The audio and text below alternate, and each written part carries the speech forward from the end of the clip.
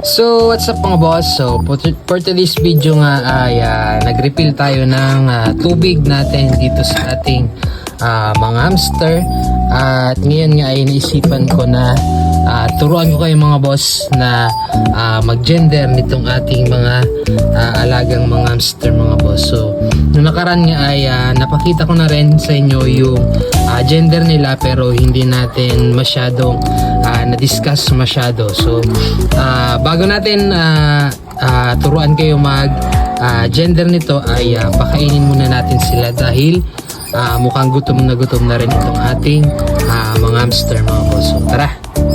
So ngayon mga boss ay bibigyan natin sila ng Bio 3. So isang padakot-takot lang tayo dito. So gano'n lang kasimple magpakain ng ating mga hamster mga bossing. So sama ko na rin sa pagpapakain itong ating mga isda mga boss. So maulan nga ngayon kaya medyo ingat-ingat lang tayo sa pagbibigay ng foods sa ating mga isda dahil hirap ngang tumunaw ng pagkain ng ating mga fishes kapag ganitong maulan nga mga boss.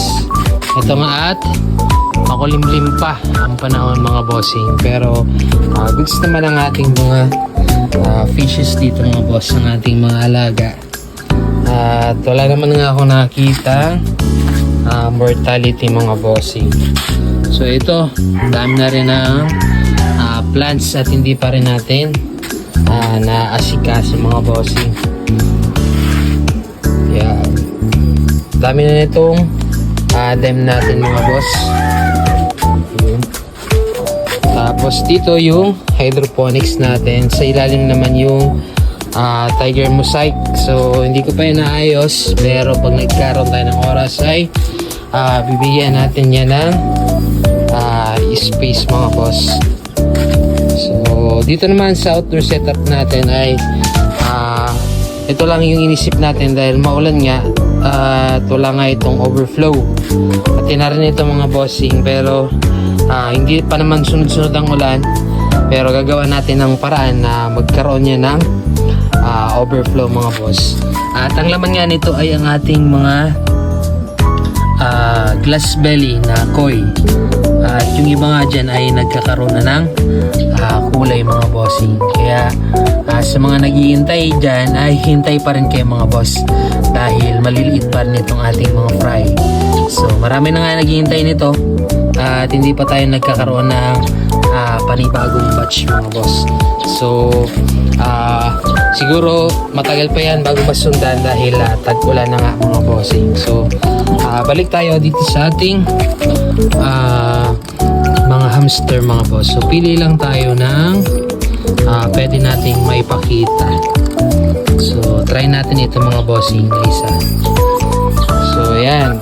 So ito nga ay female mga boss. So kitang kita nyo naman na parang meron siyang dalawang dot. So isa nga dyan ay yung bandang puwit niya at yung kanyang ari mga boss. So wala tayong makapang eggs kaya sigurado tayong female ito mga bossing. Ayan, kung makikita nyo, ayan.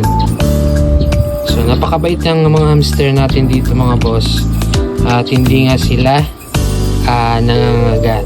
So nag-check na rin ako dahil meron niyang mga orders nito. So ayan, kapag nakakita nga kayo na ganito ang itsura ay siguradong female yan. At may mga nipples din ito mga boss, kaso kulay brown lang itong ating hamster kaya hindi natin masyadong kita. So try pa tayo ng isa. Ayan. Eto mga boss, siguradong male ako. So ito nga, paborito kong isang to, si Gray, dahil kulay gray nga ang kulay niya. At ito nga ay nung bata pa ay napakaliit. Ayan, makita natin na may eggs ito. Ayan. Ayan, sa kanyang bandang puwitan. Ayan, may mga hamster tayo dito, makitang-kita nga yung eggs nila. Try natin kumuha ng iba. Ito female ulit to mga boss. Itong isa Ayan. Ito, kitang-kita nga ang pagka-male nito mga boss. Laki ng eggs nito mga bossing. Ayan. Kitang-kita. Ayan o. Makakapain nyo naman yan. Kaya for sure at visible naman siya. Kaya sigurado nga ako na male ito mga bossing.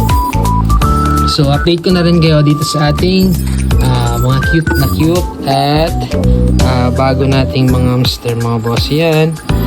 Malalaki na agad. Ayan. So try natin kung ma-gender na natin ito. Ayan. Sa ganitong stage siguro na sa 2 weeks pa lang ito mga bossing. Makikita na natin ang gender niya.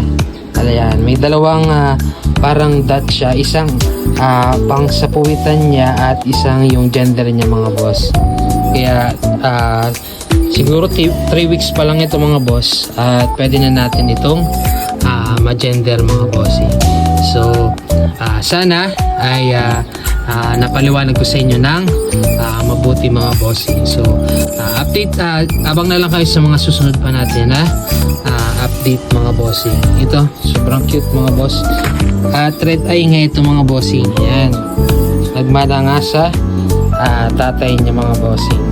So yan lang mga boss. Peace.